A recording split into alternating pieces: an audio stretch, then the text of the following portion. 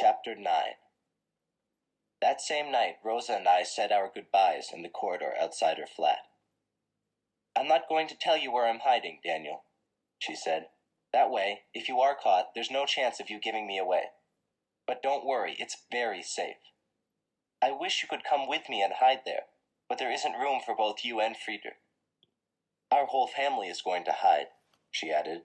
"Even Mama. She is sure the transports are going to a place called Auschwitz, a camp built for killing people. A death camp. That's what she hears from those who load and clean the trains." "It'll soon be over, Rosa. If we make it through, how will we find each other?"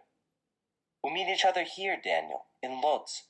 I'll leave you a note in your old apartment telling you where we are living." She threw her arms around me. "Daniel, you must live. Don't let them defeat you. Erica is right. We must try." "I'll try," I promised. "I'll try." And then we kissed. I didn't want to let her go. I held on to her for dear life, and she to me. The door to her apartment opened. "Rosa," her older brother said, "it's time to go." He shook my hand. "Good luck, Daniel." "You too, Nathan." I managed to get out, and then I turned and, without looking back, ran up the stairs to our apartment. The next morning, Father, Mother, and Erica packed their clothes and left for the train station. First, they hugged Friedrich goodbye. Then Mother held my face between her hands and stared at me with tears in her eyes. I, too, took a long, last look at her. We knew we might never see each other again. "God bless you and keep you," she said. I kissed her and Erica and Father. "I love you," Erica said to me. "I love you too." "Be strong, Daniel," Father said. "Be strong." "I will, Father." We hugged, and they left. We were alone. All that day we sat quietly in my room, not daring to make a sound. Finally, night came. "I think we should go one at a time," said Friedrich. "Less likely to draw attention to ourselves. And if they catch us, only one will get caught." I nodded. "Who goes first?" "Let me," Friedrich said. "If you see any trouble, don't follow." "No," I said. "Let me." But Friedrich was suddenly out the door. "See you there," he called back. I watched him from the window as he moved down the street, going from door to door. Finally, he disappeared from sight. I left the window and checked the cupboard. All my valuables were there. Most of my pictures. I'd kept a few in my boot. My diary, my camera, Erica's violin, the radio, and my copy of The Count of Monte Cristo. The bed was in front of it, the comforter on. I took one last look out the window and then opened the door. The corridor was empty.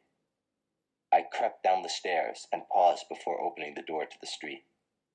I heard no noise, no footsteps, and felt it was probably safe. I slipped through the door and darted for the next doorway. "Halt!" My heart started to pound and I broke out in a cold sweat. In a split second, I had to decide whether to stop or make a run for the shadows. "Halt or I'll shoot!" The words were German. I stopped. In a moment, 2 Gestapo guards were behind me, a gun pressed into my back. "Move! Hurry up!" I ended up being shoved into this freight car, one of the last to be loaded. I didn't see Friedrich. Maybe he made it. Perhaps Father and Mother and Erica are on the same train. Often it takes a full day and part of the night to load them full of people. I resolved to be strong, as Father said. Whatever is in store, I shall try to meet it bravely. The sun is up now.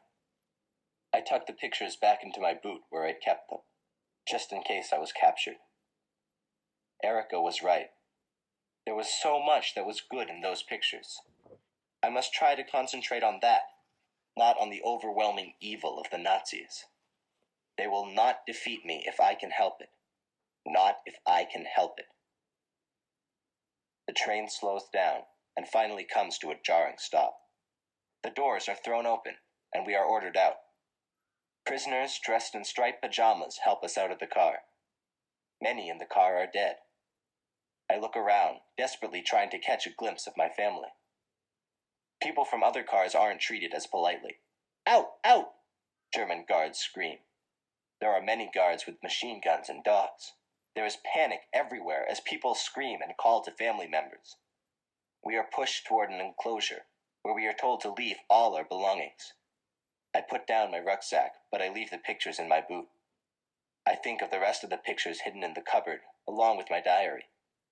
Maybe, if I don't survive, someone will find it all, and remember me.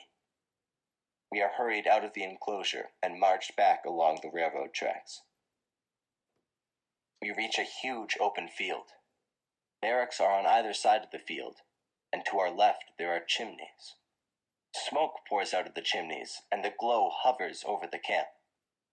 There is a terrible smell from the smoke, which makes me gag. I have never smelled anything like it.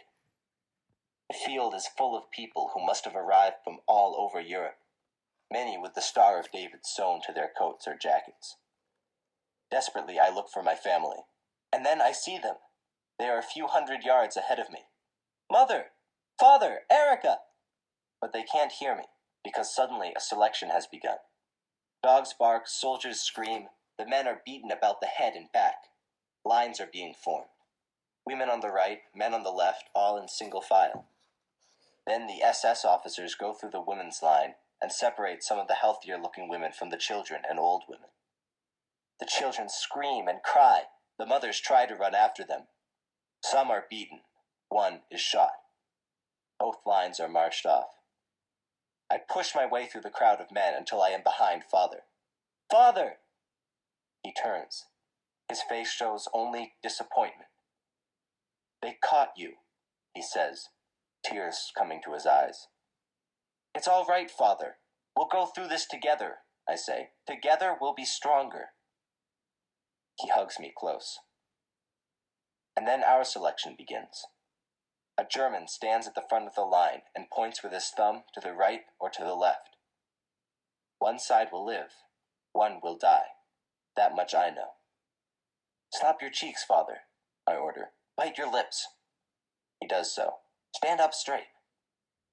Father is only 40 years old. He looks much older because of everything we've been through. Still, he isn't sick and his hair is black. That should help. I bite my lips and pinch my cheeks.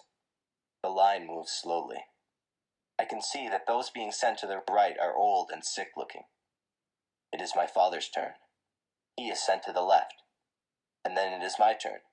I, too, am sent to the left. We are taken to a barracks where we are forced to undress. We have to leave our things. I tuck my pictures deep into my boots.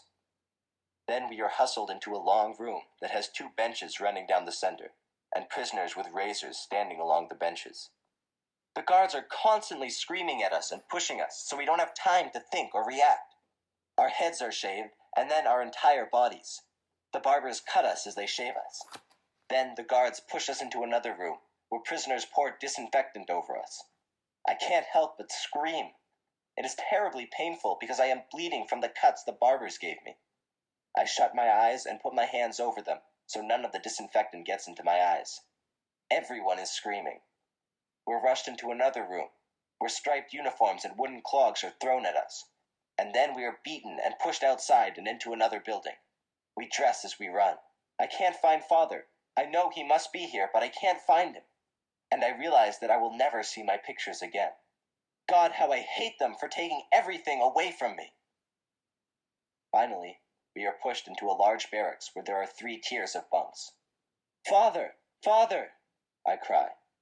A man in front of me turns around. Daniel? Father? We are so changed, with our shaved heads and uniforms, we didn't even recognize each other. It suits you, Father, I say, trying to smile. He grabs me and hugs me. Mother and Erica are dead, Daniel. I found out from a guard that the smoke is from bodies burning. But first they're taken into huge rooms and then gas is thrown in and they choke to death. Oh, God help us. All that suffering, and then to die like that. Father, they may have survived the selection, I whisper. We did. Into your bunks, a German guard yells as he swats at Father with a stick. Now! Father and I scramble into a bunk with 10 others. Lights are turned out.